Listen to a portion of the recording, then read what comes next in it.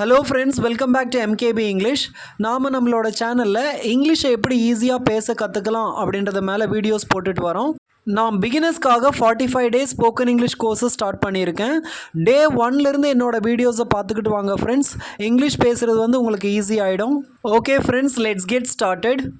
Coffee குடிக்க முடியாத அளவுக்கு ரொம்ப சூடாக இருக்குது. இந்த பாக்ஸை தூக்க முடியாத அளவுக்கு ரொம்ப ஹெவியாக இருக்குது. பார்க்க முடியாத அளவுக்கு ரொம்ப இருட்டாக இருக்குது. இப்படியெல்லாம் நாம் தமிழில் சொல்லுவோம் இல்லையா?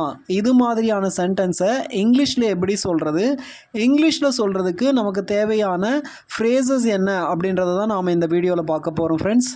இந்த மாதிரியான சிச்சுவேஷன்ஸை நமக்கு இங்கிலீஷில் சொல்கிறதுக்கு தேவைப்படுற சென்டென்ஸ் ஸ்ட்ரக்சர் என்ன அப்படின்னு கேட்டிங்கன்னா, two sentence structure. Two sentence structure இதில் இந்த TOO2வும் சரி, TO2வும் சரி, இந்த ரெண்டுமே ஒரே சென்டென்ஸில் வரும். ஒரே சென்டென்ஸில் வர்ற மாதிரி தான் நாம் சென்டென்ஸ் ஃப்ரேம் பண்ணணும். இப்போ இதன் மேலே எக்ஸாம்பிள் சென்டென்சஸை பார்க்கலாம். I am too busy to help. I am too busy to help.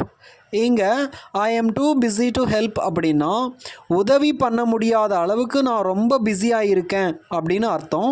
இங்கே இந்த சென்டென்ஸில் நாம் இந்த TOO2வும் ஒரே சென்டென்ஸில் வந்திருக்கிறத கவனிக்கலாம். இப்போ அடுத்த சென்டென்ஸை பார்க்கலாம். இப்போ நாம் ஒரு ஷர்ட் வாங்குகிறோம் அப்படின்னு வச்சுக்குவோம். அதை போட்டு பார்க்கும்போது ரொம்ப சின்னதாக இருக்குது, போட்டுக்கவே முடியாத அளவுக்கு ரொம்ப சின்னதாக இருக்குது அப்படின்னு சொல்லுவோம் இல்லையா? இதை எப்படி இங்கிலீஷில் சொல்லலாம் அப்படின்னா, the shirt is too small to wear. The shirt is too small to wear அப்படின்னு சொல்லலாம். It is too cold to go outside. It is too cold to go outside அப்படின்னா வெளியே போக முடியாத அளவுக்கு ரொம்ப குளிராக இருக்குது அப்படின்னு அர்த்தம். சரி, இப்போ இந்த சிச்சுவேஷனை நாம் இந்த டூ சென்டென்ஸ் ஸ்ட்ரக்சரை வச்சு மட்டும்தான் நம்மளால் சொல்ல முடியுமா அப்படின்னு கேட்டிங்கன்னா, இல்லை, இந்த டூ சென்டென்ஸ் ஸ்ட்ரக்சருக்கு பதிலாக நாம் so that அப்படின்ற சென்டென்ஸ் ஸ்ட்ரக்சரை கூட யூஸ் பண்ணலாம். It is so cold that we cannot go outside. It is so cold that we cannot go outside அப்படின்னா வெளியே போக முடியாத அளவுக்கு ரொம்ப குளிராக இருக்குது அப்படின்னு அர்த்தம். இந்த சோதட்டோட கம்ப்ளீட் சென்டென்ஸ் ஸ்ட்ரக்சர் என்னன்னு கேட்டிங்கன்னா, சோக்கு அடுத்து அட்ஜெக்டிவ் வரும், அந்த அட்ஜெக்டிவ்க்கு அடுத்து தட் வரும்.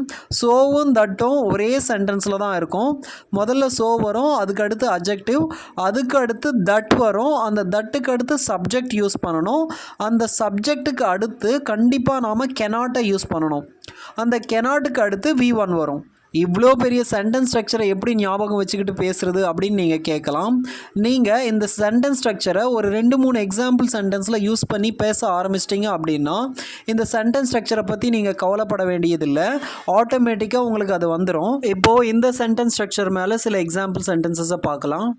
She is so tired that she cannot finish the assignment. She is so tired that she cannot finish the assignment.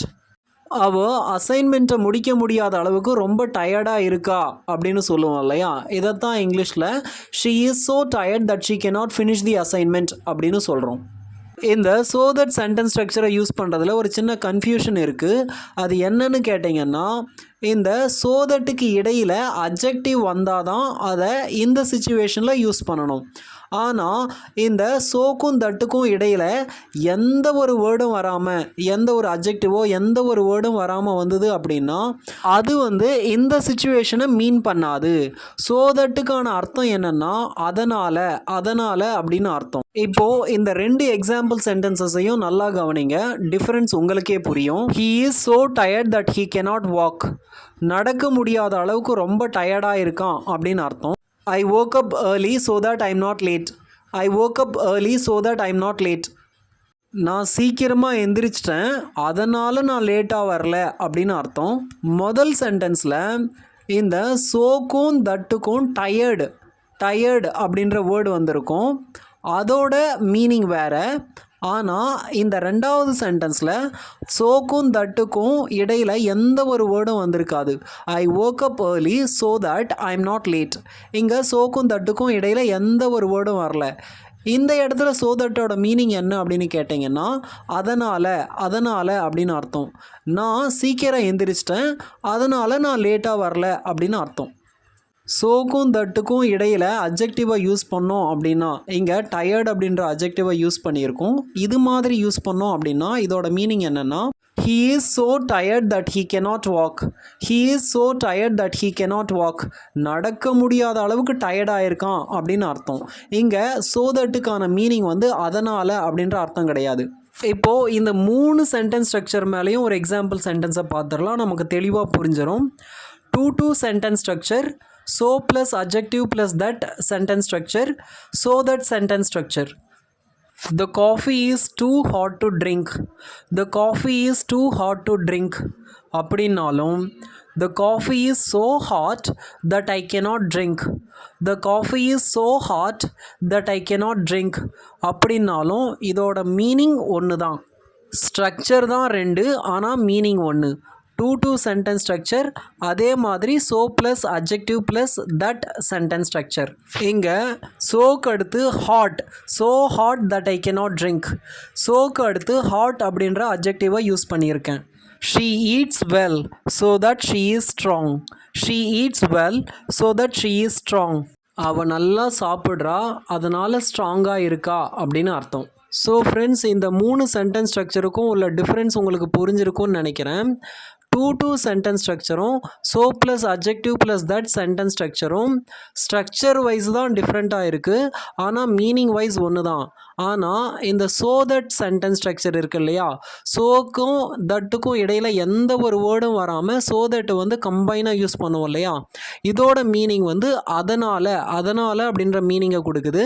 இந்த so that சென்டென்ஸ் ஸ்ட்ரக்சர் வந்து முதல்ல நாம் பார்த்த அந்த 2 ஸ்ட்ரக்சரில் இருந்தோம் மீனிங் வைஸும் சரி ஸ்ட்ரக்சர் வைஸும் சரி கம்ப்ளீட்டாக டிஃப்ரெண்ட்டாக இருக்குது. அவ்வளோதான் ஃப்ரெண்ட்ஸ், இந்த 3 ஸ்ட்ரக்சர்ஸும் எப்படி யூஸ் பண்ணணும் அப்படின்னு உங்களுக்கு நல்லா புரிஞ்சிருக்கும்னு நினைக்கிறேன்.